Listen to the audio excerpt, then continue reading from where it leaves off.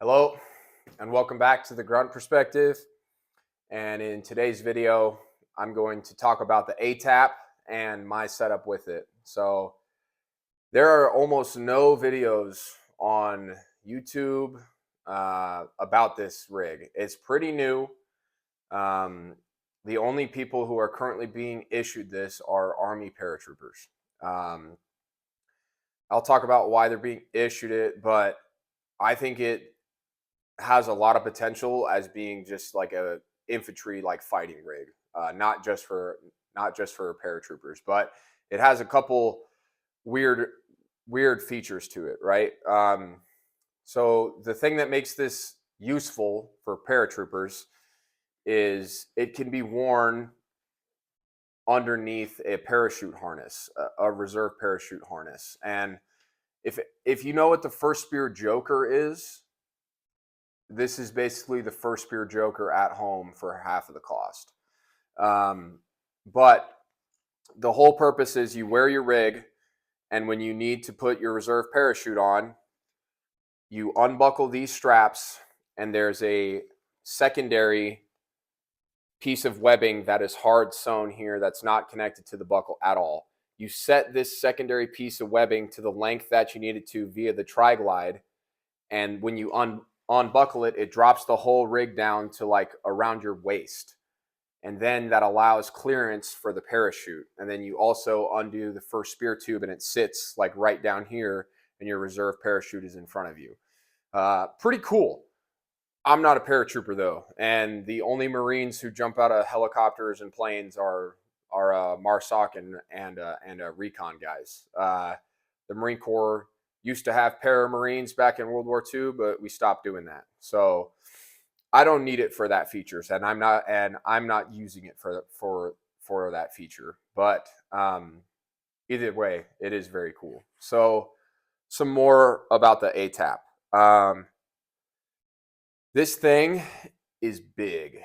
For reference, I'm about 6'2", 225 pounds, and I have this thing tightened all the way, and it fits me comfortably all the way tightened. You might be able to move the buckles in the back here a little bit further in to get yourself a little bit more. Well, I mean, you will be able to move the buckles a little bit further in to get yourself some more like real estate to tighten things on. I have them set in the configuration that it comes like issued in with the buckles all the way out, and I have them tightened all the way. So that's it's big. If you're a smaller guy, I don't know if this is going to work very, very well for you. You might not even be able to use this whole back portion here, which at that point, if you're not going to be using the back portion, at least in my opinion, you should just get a different chest rig. This, I said chest rig there, but this thing isn't really a chest rig. It's more of a LBE. It carries a lot of shit, and a chest rig is more not designed to carry a lot of shit. There are some real big chest rigs out there that can carry quite a lot of stuff, but this one is what I would consider more of a LBE. So the ATAP, what you're looking at when you get it, you got a first spear tube closure on the front. Talking on the first spear tube, a lot of people seem to be concerned about the first spear tube because while I have never experienced a first spear tube breaking, they do break. They have broken. And the issue with it is because of how tight this webbing is sewn, you can't really get a replacement tube on there. I haven't tried it yet. My tube hasn't broken, but that is a concern. So to answer that concern, like if it does break, what I would do myself is I would just hook a carabiner, this inside row of MOLLE to the opposite inside row of MOLLE right there, and it would hold it together just fine. Not going to be perfect, but maybe if you're going to use one of these, then you just know that you need to carry a carabiner with you to fix that if it does happen. Now on all of the panels, including the back, you're going to have 8 rows of MOLLE. So 2, 3, 4, 5, 6, 7, 8. And then on the back here, you will have 8 as well. The 8 on the back, the first and the 8th row are going to be covered by a buckle, a quasm buckle. But you can see that I mollied a pouch over the buckle there, and it wasn't really a huge problem for me. So just know that if you are planning on buying like an 8 wide pouch, then you're going to have to fight with these buckles, and you might not be able to molly it all the way like I was not able to on the bottom portion of the pouch there. That being said, it still holds on there just fine. Talking a little bit about the harness here. The harness itself is adjustable via, so you got some metal rings, or I don't know what these are called, in the back that adjust the height.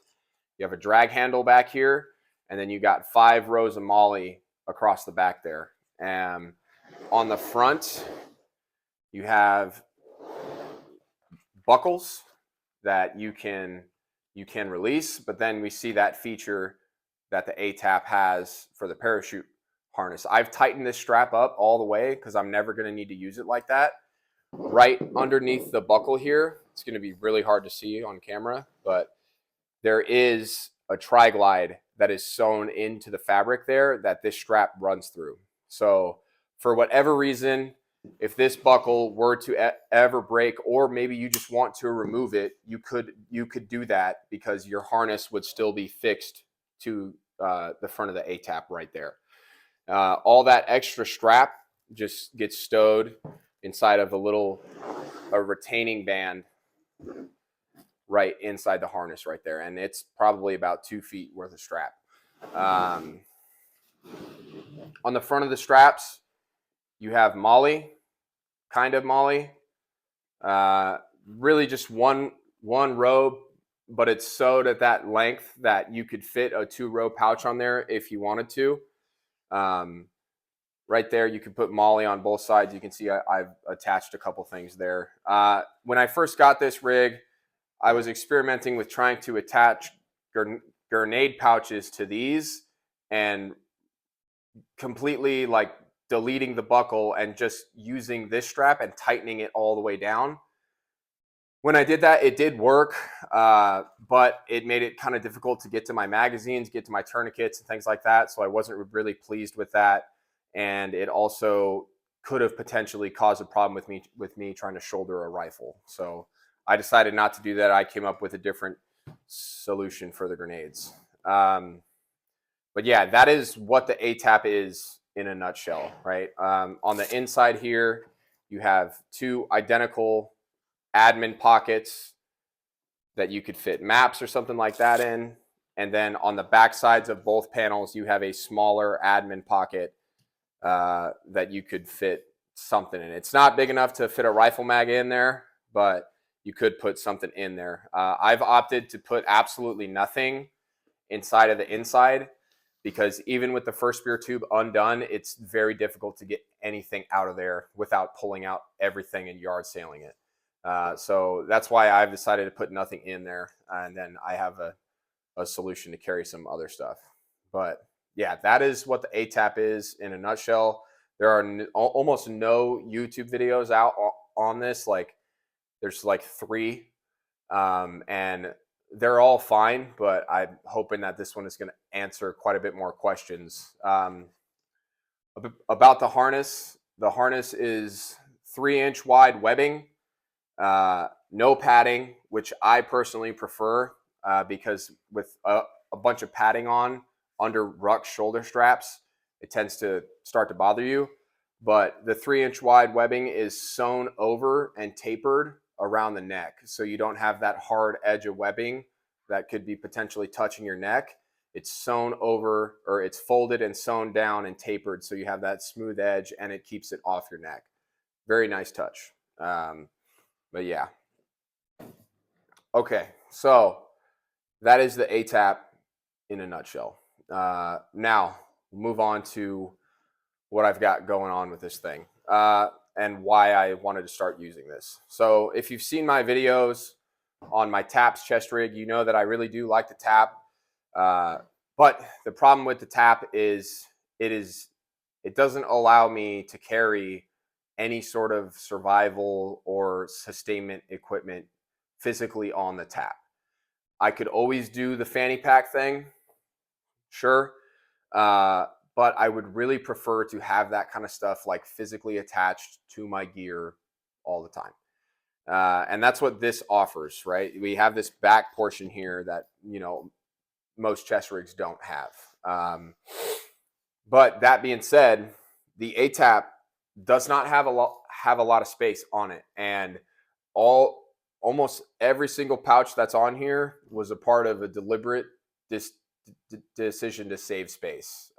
So I'll talk about that as I get to it, but I got this thing completely maxed out, and I've got just enough stuff on it to where I feel comfortable with it. So we'll start on the left side here, which is my weak side. I'm a right-handed shooter. So up front, I have a tactical Taylor. This is a universal magazine pouch. You can see I have 3 5.56 mags inside there. It will also hold 2 AK mags or 2 AR-10 mags if that's what you're using. But I'm using 3 5.56 mags. The ways that I've always been taught to use these pouches is you pull the front one out. Say you have one that's half shot and you need to put it back inside your pouch. Don't try to put it in through the front. You're going to fuck around with it. Put it in through the back. And that serves 2 functions. It keeps, well, 1, it makes it easier to get in. And 2, it keeps fresh magazines in the front of the pouch all the time. So, you know, I've shot both of these 2 magazines and put them back in the pouch. And now this is my last fresh magazine that's in that pouch. So that's the way I've always used them. It's the way I've always been taught to use them back when I was a junior Marine and got issued those good, the double mag pouches, the Eagle ones. On that pouch, I just have a Grimlock holding my gloves. These are the Pig Delta gloves. They're like $45 and they hurt real bad when you swipe your credit card, but they're real good gloves. My wife has had a pair of them for about 5 years, and I figured that's pretty well tested. I'll go ahead and give them a shot. So they've been working great for me. They're nice. They kind of have like a padded knuckle in case you bump your hand or something or get shot in the hand with a sesame round or something goofy like that. They have little slits in the knuckles, so you have some dexterity, ability to bend your fingers, and they are compliant with, or they are, what is it? They work with cell phone screens, cool, or like tablet screens or something like that. So next on my weak side here, I have a Spiritus Mutant pouch. The Mutant pouch mounts on 4 rows of Molly, and it does 2 things at once for you. It's a really cool pouch.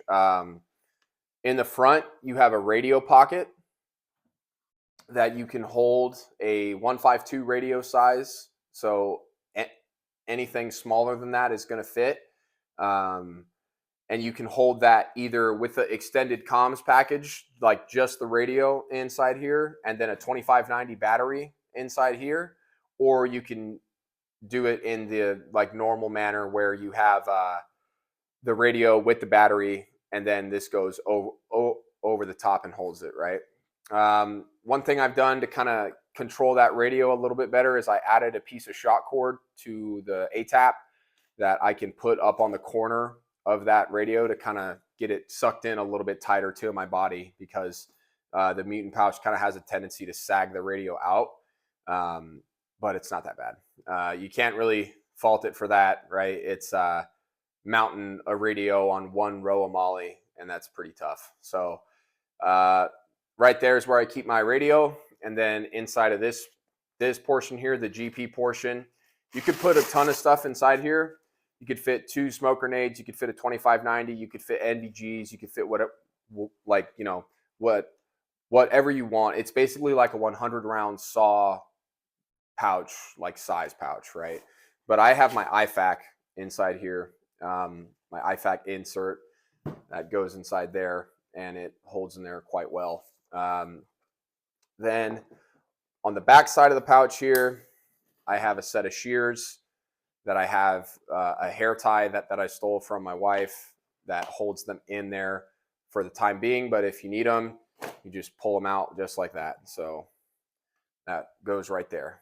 Now on the top of the pouch, these things are the Blue Force Gear tourniquet hammocks. And the way that they work, they're compatible with almost any pouch that has at least 3 columns of MOLLE.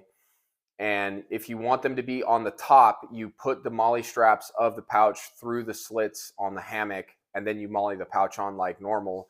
Or if you want them to be on the bottom, you just you put it on before you do the tuck tabs, right? But the problem with the Mutant pouch in this is the Mutant pouch is four columns, and this mounts on the 3 columns. So I have the back end of this pouch mounted to the Mutant, and the front end is actually mounted to a malice clip that I put on the ATAP right there, which holds it right there. And then the front of the Mutant pouch is mounted right there. So it holds fine. There's no interference with rucksack straps. I can get to it with either hand. I've got one on each side, so whichever hand I have left, I can get to a tourniquet with. That's another one of those things where, like, trying to save space on this rig, right? I save spaces by having triple mag pouches instead of double mag pouches. I save space by using the Mutant pouch. I save space by using the hammock pouches, right? Not a lot of room. It seems like it's really big, but there's not a lot of room.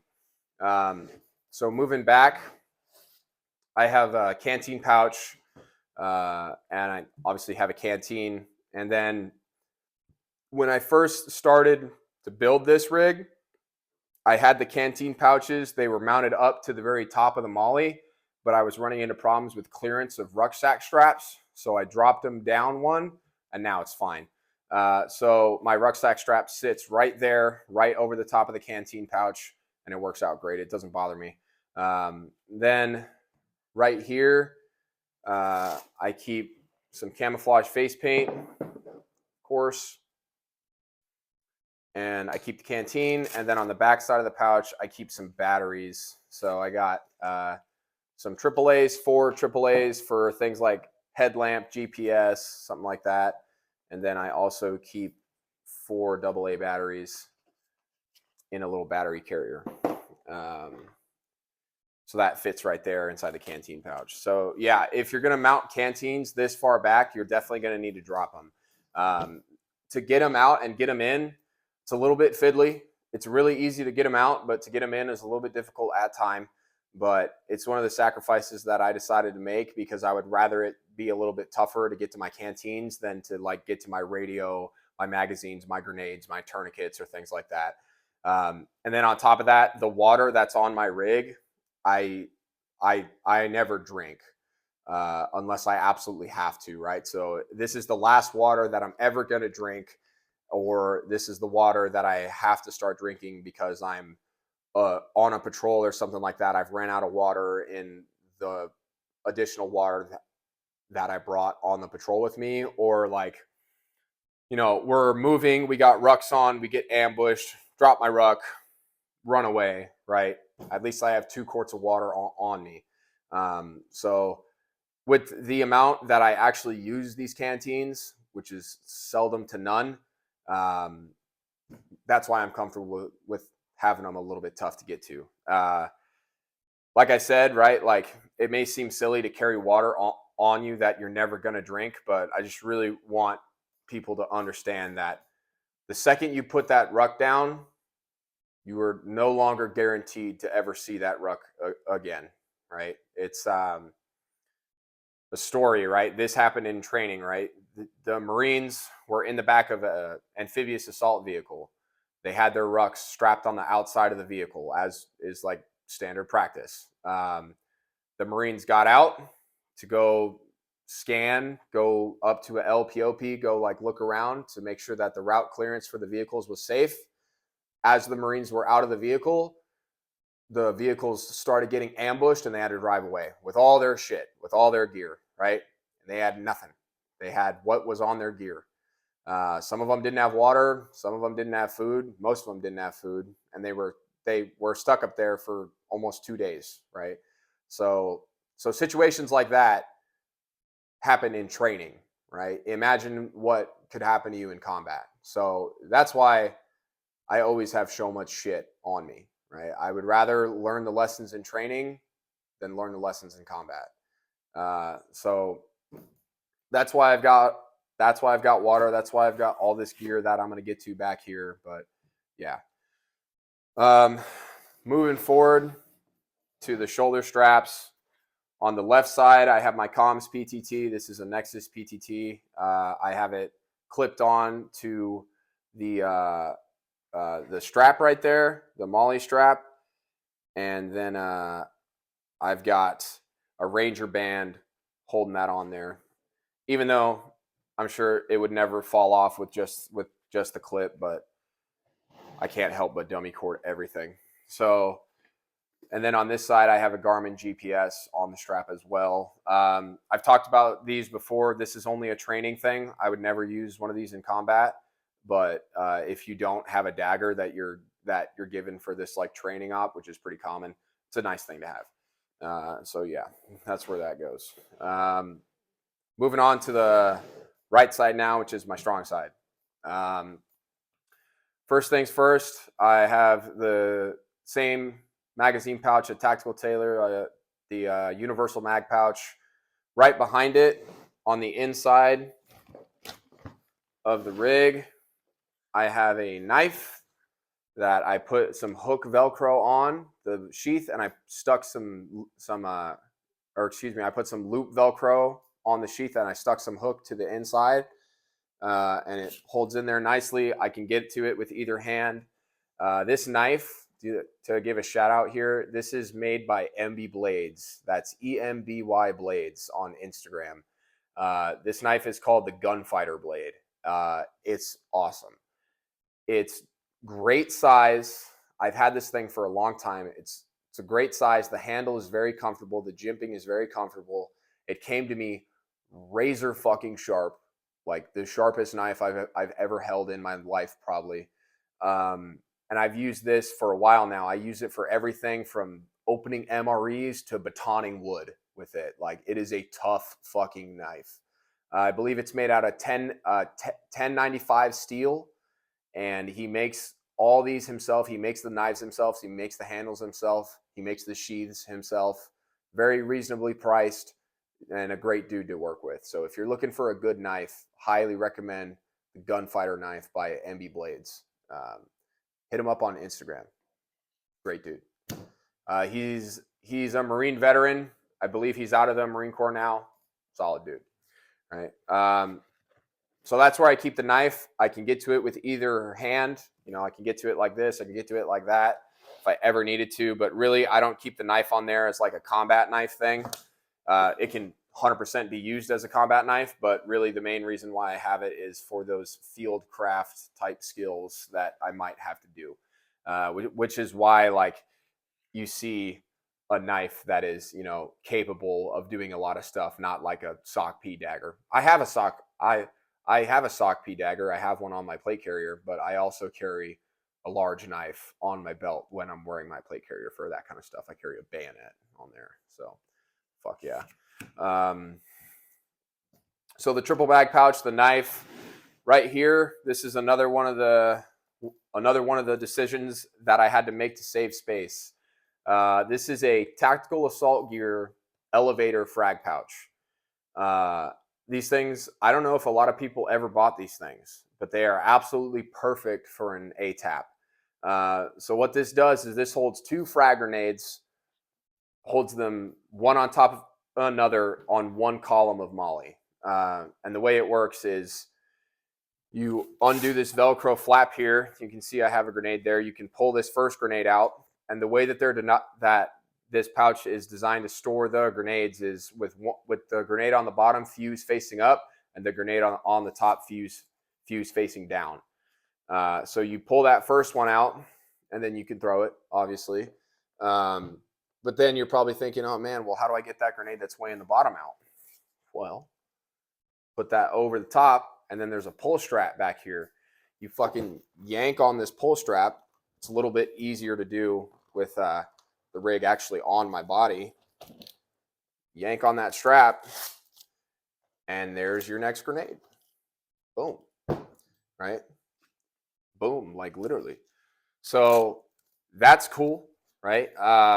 Very challenging to find a place to carry grenades on the ATAP because there's not a lot of space for it, right? Especially if you're a leader and you have to carry things like radios, like um, you're gonna run out of space on this rig very quickly. So the elevator frag pouch, I don't know if I would use it for any of my other gear, but it does fit perfectly on an ATAP. Again, it mounts on one row of molly. You can carry 2 grenades inside that pouch, which is usually the standard loadout.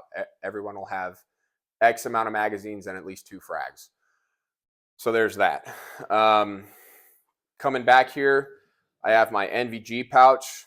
This is a Spiritus small GP with an NVG insert. Got the dummy cord rigged up there. My elbow sitting in there for now.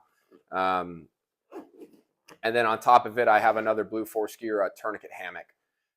And this one works out fine because this pouch is 3 columns of molly wide. So that sits right up there. Again, no problems with clearance on the ruck straps with that at all. So moving back, I got my second canteen. Again, I never drink this water. I just carry it, right? So that's fun. But it's important to have water. So in this front pocket, I keep a red lens headlamp. This is a Princeton Tech Bite, just a little small one.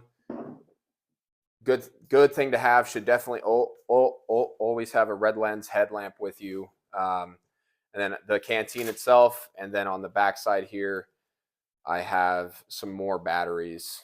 I have 4 1, 2, 3 batteries on the back side of this canteen pouch. So I got 4 AA's, 4 1, 2, 3s, and 4 AA's on me all the time. And exactly like the canteens, right? Those are the last batteries that I would ever use. I would carry more batteries inside my rucksack and more water inside my rucksack, but it's important to have that stuff on you, so you never know. Now getting into the back pouch here. So this is the subject of a lot of questions here, is how the fuck do you wear that thing with a rucksack? It depends on the type of frame that you have. This 100% is not going to work with any sort of frame that is not designed to be worn with body armor. You need that extra space in the back, in between your back and your ruck, to use something like this. So the frame that I'm using and the bag that I'm using is a Tactical Tailor, a Malice pack with a Malice frame.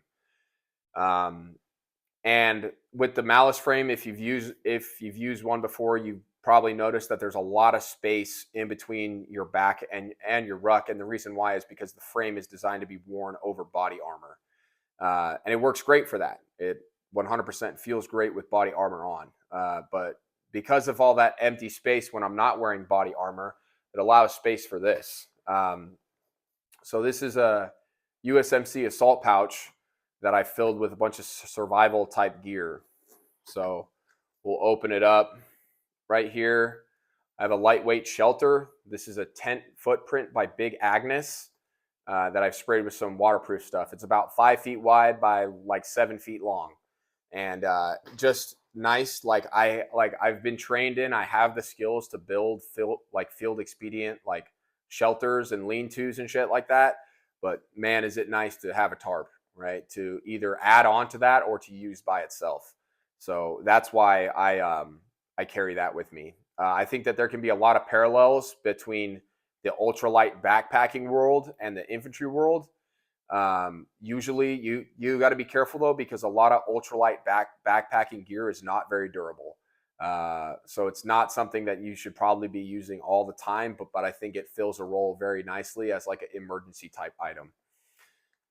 Next thing I got in here, MRE main meal. This one happens to be Elbow Mac. It's a good one. Just some extra food on you all the time. You never know how long or where you're going to get stuck out somewhere, and you might need some food. So carry at least a main meal. Here I got a little pouch that's filled with some survival type items. I've got some water purification tablets. I have a lighter, some tape, some Tinder Quicks, a couple space blankets, and then I have some water bags. These are 3 1 liter water bags that you can use to either store, carry, or purify water in. They're basically a Ziploc bag that's extra durable. So definitely a good thing to have. I've used them before, and they work out fine. Now here I have a rifle maintenance kit. So this is a full rifle maintenance kit, and a lot of people are going to think that this is a weird choice to carry your rifle maintenance kit on your body, but I think it's the right choice. One, this is a full rifle maintenance kit, which means that I don't need to carry any other maintenance gear inside my rucksack outside of like maybe some extra, like some CLP or something like that. But here I carry some brushes, rods, a bunch of bore brushes, a chamber brush, 2 bottles of CLP, some Q-tips, and some rags.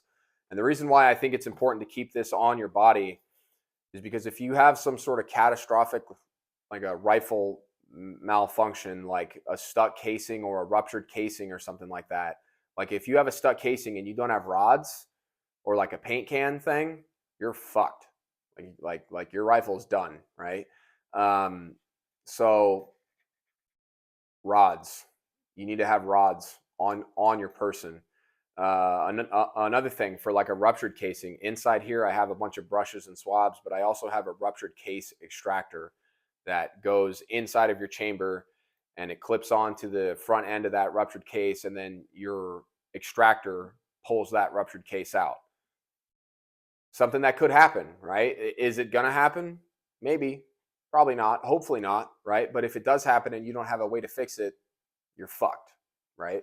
So that's why I think that you should carry your rifle cleaning gear on your person all the time. And because I carry this, like I said, it makes my pack a little bit lighter because I don't have to carry this inside my pack. But yeah, that is a full rifle maintenance kit. I would say, if you don't want to, you probably don't need to carry a full, like a weapons maintenance kit on your gear, but you definitely need to carry some CLP, some cleaning rods, and a way to get a ruptured case out of your rifle. That shit needs to be on you all the time, right?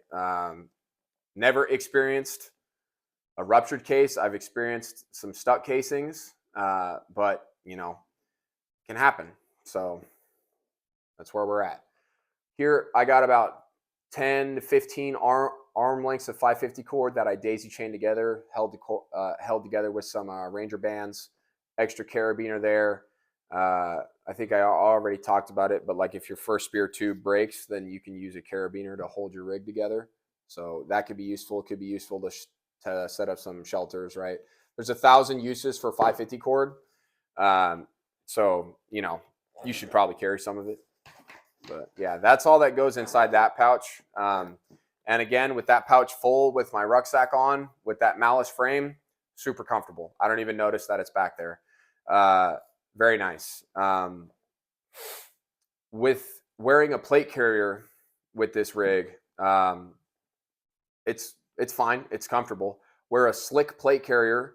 I take out about 2 inches of slack on all the straps on the back here, and it goes on just fine. If I were to want to wear this rig with a plate carrier and a rucksack, then I would need to empty out this pouch. There would need to be nothing back here, because then there would be too much stuff in between my back and my pack. It would be too much. So if that is something that you think that you're going to need to do, then maybe you need to keep all of this stuff in like a bag or something, so you can unzip, pull it out, put it inside your pack, and then you can walk with it, right? But then, if you got to ditch your pack, all that shit's still in there. So just something to consider. Something, I don't know if I talked about this yet or not, so I'm just going to talk about it again. With the canteens, when I was putting this rig together, I had them up higher. I had to drop them down a little bit to clear the ruck straps. So the ruck straps sit right there, nice and comfortable now. Now that I said it, I think I did talk about that, but whatever. And that is what I keep inside the rig. Pretty nice. Like I said, if you're going to get one of these, then you need to be maximizing your space by doing things like the mutant pouch, like the hammock pouches, like the frag pouches, like the triple mag pouches. Like you're gonna run out of space very quickly. So some other things that I usually keep on my person or in my pockets when I'm wearing this. One, my helmet. Of course, my helmet is on my head 99% of the time. Got my comms on there. Got my battery pack, my brain pouch, my little light. So that is usually with me on my head. So admin stuff, right? The interior admin pockets on this thing kind of suck. Kind of hard to get stuff in and out of. So I opted to carry my admin stuff inside of a fanny pack. This is a Spiritus fanny sack. Now this is going to be a little bit weird, right? But everyone knows that when you carry grenades, right, you're supposed to carry those things inside a pouch, right? Like I said, there's not a lot of room here. So I would rather carry frags in a dedicated pouch than smokes. So smoke grenade, you can fit 2 or 3 of them inside of there. Not the best thing in the world, but hey, I got to carry them, right? Keep an air panel. Keep a signal mirror, a whistle, and a Ranger card. Black Hills Design Ranger card. You should check them out. They're really cool. And a couple chem lights and a buzzsaw, right? This pouch is more or less meant to be like a catch-all everything pouch. Throw a dagger inside here. I could dummy cord it. Throw smoke grenades inside here. Throw signal stuff inside here. This is more like my, not so much an admin pouch, but more of like a signaling pouch that I keep all of that stuff in. So one of the cool things about a fanny pack is you can spin it around, right? So usually if I'm just wearing the rig, I'm not wearing a rucksack, I'll keep it spun to the rear. Could spin it around to the front to pull something out. If I'm wearing my pack, I can choose to wear it on the front or to the rear. If I'm walking up a bunch of hills, I need to keep it to the rear so it's not in the way of my legs, but keeping it on the front is nice because it keeps all that stuff like easily able to be accessed. Once you put the hip belt on, you're not going to be able to spin this fucking pack or around though. So just something to think about. But yeah, that's a Spiritus fanny sack. Start putting stuff on this side. Yeah. Keep a multi-tool inside my pocket. This is the new Leatherman Arc. Awesome fucking multi-tool. Super expensive, but it's great. This has replaced the Leatherman Wave for me, which is a bold statement. I had a Leatherman Wave Plus for a long time. I still have it, but this is awesome. Great multi-tool. But because of the limited space on the ATAP, I can no longer have like a dedicated pouch for my multi-tool. If I wanted to, I could put it on the side of this magazine pouch there. Maybe I'll do that in the future, but for now, I'm keeping it inside my pocket. Here's all my admin and like map gear in a tactical or right in the rain notebook cover, pens, bunch of brief cards, map protractors, calculator, map tools, all that kind of stuff. I keep all of this inside of my right cargo pocket usually. I prefer to keep that kind of stuff on my person just because like if I'm constantly having to get it in and out of a pouch, it's kind of annoying and it's really easy to pull it in and out of a pocket. Plus, like if I were to have to ditch all of this shit, like say if I'm going to get captured or something like that, then like my admin gear is on my person and I could like, run away and I still have my map gear, my compass and all that shit on me. So that's why I like to do that. Lensatic compass for navigating and other things. I keep this inside of my left pocket on my shoulder in my uniform. Garmin watch. Then I have a small wrist compass made by Sunto. This is the M9 wrist compass. Great for quick reference type stuff. Very useful. Obviously, this isn't primarily for navigation. It could be, but that's what this is for. So yeah, that pretty much covers the ATAP.